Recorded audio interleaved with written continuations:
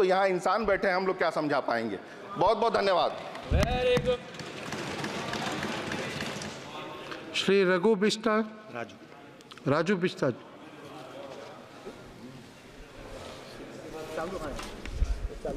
धन्यवाद अध्यक्ष जी, आपने बजट 2024-25 के अवसर पे मुझे बोलने का समय दिया। मैं दार्जिलिंग की जनता का भी आभारी हूं, जिन्होंने मुझे दूसरी बार उनकी आवाज़ इस सदन में बनने का मौका दिया।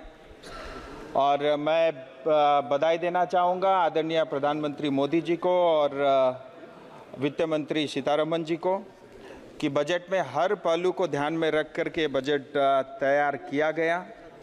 और बजट में खास करके युवाओं की बात की है, यूथ स्किलिंग की, एम्प्लॉयमेंट की और एग्रीकल्चर की, इंफ्रास्ट्रक्चर की, जिसमें अर्बन डेवलपमेंट भी है, रूरल डेवलपमेंट भी है, इनोवेशन की, मैन्युफैक्चरिंग की और वुमेन लेड डेवलपमेंट पर जोर दिया गया है।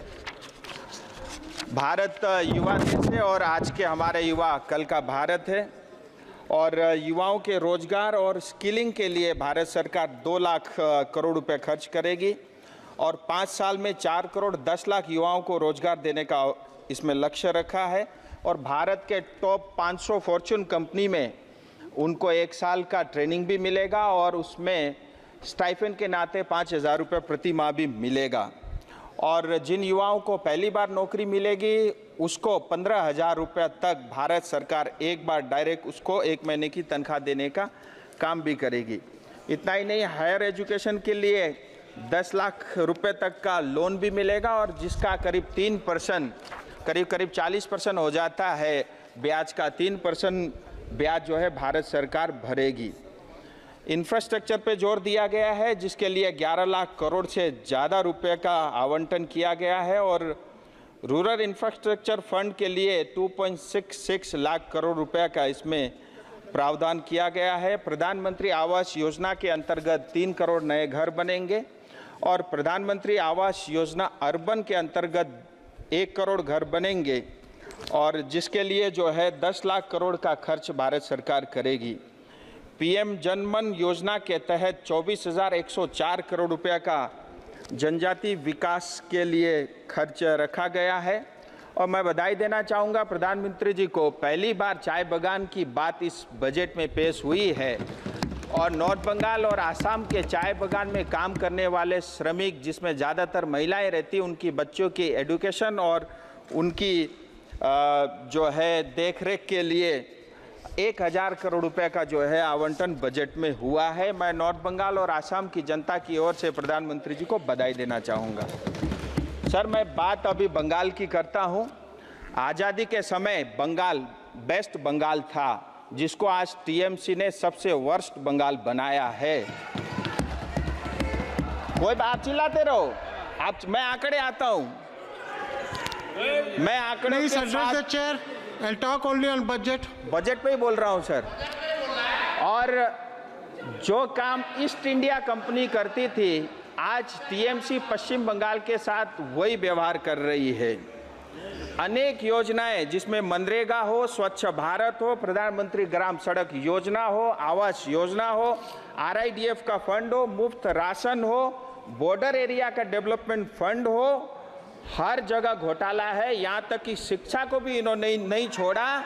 और ओलंपिक चल रहा है, मैं ये कहना चाहूँगा, अगर आज जो है करप्शन के ऊपर में ओलंपिक में कंपटीशन होता तो टीएमसी को गोल्ड मेडल मिलता। और ईज ऑफ डूइंग की हम बात करते हैं, लेकिन ईज ऑफ डूइंग करप्शन में टीएमसी नंबर 1 है। पश्चिम बंगाल को 7 लाख करोड़ का कर्जा ये टीएमसी की देन है। 35 साल सीपीएम पश्चिम बंगाल में शासन में थी, 1,90,000 करोड़ का कर्जा था, आज वो बढ़ के 7 लाख करोड़ हो गया है। मैंने टीएमसी से 1 रुपए नहीं लिया, मेरे ऊपर 70,000 रुपए का जो है कर्जा इन्होंने डाला है। और पश्चिम बंगाल की आप देखिए monthly per capita consumption north east के 8 स्टेट से भी कम है, इनको शर्म आनी चाहिए। आजादी के समय पश्चिम बंगाल का मैन्युफैक्चरिंग 30% कंट्रीब्यूट करता था, जो आज 3% से कम रह गया है, ये भी इन्हीं की देन है। और ये कहते हैं कि केंद्र जो इनको पैसा नहीं देता। सर मैं डाटा के साथ कहना चाहता हूं, प्रधानमंत्री आवास योजना, प्रधानमंत्री ग्राम सड़क योजना और मनरेगा। अब मनरेगा के आंकड़ा आपके सामने रखना चाहूंगा सर, बड़ा मैजिक नंबर है।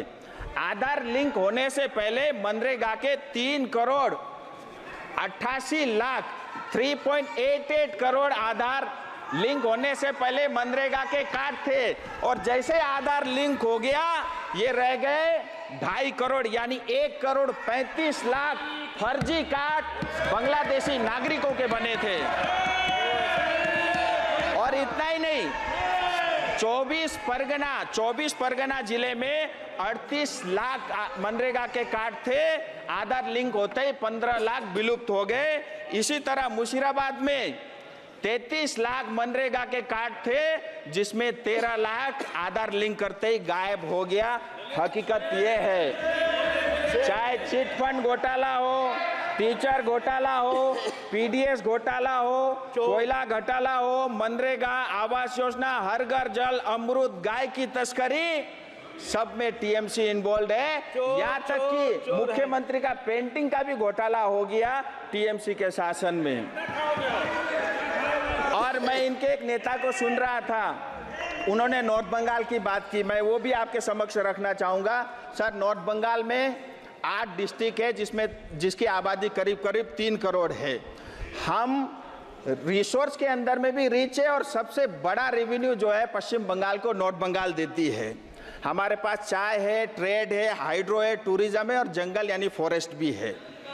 और उसके मतलब इतना कुछ होते हुए भी, हमारा कंट्रीब्यूट होते हुए भी, पश्चिम बंगाल का सालाना बजट है 3.88 लाख करोड़ रुपया, लेकिन नॉर्थ बंगाल डेवलपमेंट बोर्ड को मिलता है 860 करोड़ रुपया। शायद दीदी को पता भी नहीं होगा, जो पूरे बजट का 0.002% है। हमारे चाय बागान बंद हो रहे हैं, हमारे सिंकोना बागान बंद हो चुके हैं। इन्होंने सिर्फ नॉर्थ बंगाल को ठगा है और हमको सिर्फ लूटा है। नॉर्थ बंगाल के लोग स्वाभिमानी हैं, हम अपने पैरों पे खड़ा होना चाहते हैं। नमस्ते दीदी। इतना ही नहीं, इन्होंने कहा बजट में पश्चिम बंगाल को कुछ नहीं मिला। मैं कुछ आंकड़े आपके समक्ष लेके आया हूं। बजट में 93,000 करोड़ रुपया सिर्फ पश्चिम बंगाल को मिल रहा है, जो महाराष्ट्र से ज्यादा है। 1.5 लाख करोड़ रुपया इंटरेस्ट फ्री, 50 साल तक आपको ब्याज नहीं देना है, यह पश्चिम बंगाल के लिए भी है। पूर्वोदय योजना, जिसके अंतर्गत कलकत्ता से लेकर के, अमृतसर से लेकर के कलकत्ता तक इंडस्ट्रियल कॉरिडोर बनेगा, जिसमें पश्चिम बंगाल के युवाओं को रोजगार के नए अवसर मिलेंगे। अर्बन हाउसिंग 1 करोड़ बनेगा, जिसमें कलकत्ता, दुर्गापुर, आसनसोल, सिलीगुड़ी जैसे शहरों को इसका लाभ मिलेगा। 2 करोड़ आवास योजना बनेगी। इतना ही नहीं, रेलवे के लिए रेलवे की तरफ से 14,000 करोड़ रुपया आवंटन हुआ है, और ऑलरेडी 60,000 करोड़ के रेलवे के काम पश्चिम बंगाल में चल रहे हैं। 100 नए अमृत स्टेशन बनेंगे, जिसमें सिलीगुड़ी और जलपाईगुड़ी भी है। अब मैं तीस्ता फ्लड की बात करता हूं। इनके एक नेता ने कहा था तीस्ता फ्लड में सिक्किम को पैसा मिला, पश्चिम बंगाल को कुछ नहीं मिला।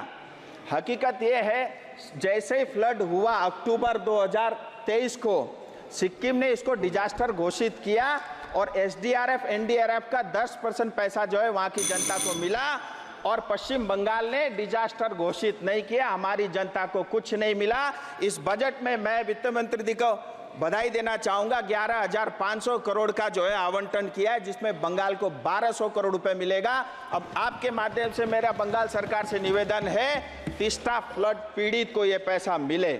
सर मैं अपनी कुछ क्षेत्र के 2-3 बातें आपके समक्ष रखूंगा। दार्जिलिंग हिल तराई डूवर्स लंबे समय से एक स्थायी राजनीतिक समाधान की मांग करती आई है। इसी कारण अतीत में कई आंदोलन हुए। 86-88 में जो आंदोलन हुआ, उसके माध्यम से दार्जिलिंग गोरखा हिल काउंसिल बना। 2007 से 11 में गोरखालैंड टेरिटोरियल एडमिनिस्ट्रेशन बना। जो सेमी ऑटोनोमस बॉडी थी, उसको पश्चिम बंगाल ने चलने नहीं दिया। और हमारे क्षेत्र में आए दिन बहुत तेजी के साथ डेमोग्राफी चेंज हो रही है। हमारा बहुत ही सेंसिटिव इलाका है, जिसमें बांग्लादेश, नेपाल, भूटान और बगल में चाइना भी लगता है। और वोट बैंक के कारण बांग्लादेशी और रोहिंग्या आए दिन चाय बागान में अपना घर बना रहे हैं। मैं आपके माध्यम से भारत सरकार से निवेदन करता हूं, हमारे मूल निवासी गोरखा, आदिवासी, कोच, मेचे, राभा, टोटो, राजवंशी, बंगाली भाषी, हिंदी भाषी समुदाय आज खतरे में है। इसलिए इस क्षेत्र का स्थायी समाधान और वो भी भारत के संविधान के अंतर्गत हो, जिसमें टीएमसी का कोई हस्तक्षेप उसमें ना हो। इतना ही नहीं, गोरखा समुदाय में 11 जनजातियां जो आज़ादी के समय 51 के सेंसस तक जो है ऑलरेडी ये हिल ट्राइब के नाते जाने जाती थी, जिसमें भुजेल, गुरुंग, मगर, नेवार, जोगी, खस, राई, सुनवार, थामी, याखा यानी देवान और धीमाल, ये 31, 41, 51 के सेंसस में भी ये जनजाति थे। मैं सरकार से निवेदन Conclude करता the हूँ speech. सर, बस 2 मिनट, इनको नहीं। जनजाति का दर्ज जल्दी मिले। सर, इसका एक बड़ा कारण भी है। More than 10 भारत और minutes you have नेपाल एक spoken. मित्र देश है।